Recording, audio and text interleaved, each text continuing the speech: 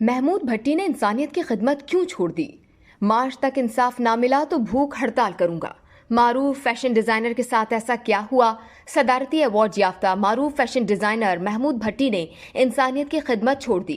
लाहौर के हिले college of commerce में तकरीब से खिताब करते हुए महमूद भट्टी ने कहा कि फलाह बहबूद की सरगर्मियों के बदले में मुझ पर मुकदमात बनाए गए और वारंट गिरफ्तारी भी जारी हुए।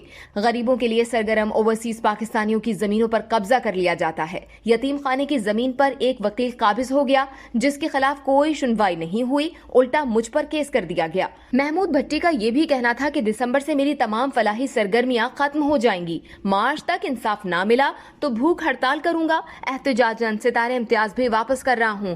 अपनी फरियाद चीफ जस्टिस पाकिस्तान तक पहुंचाऊंगा।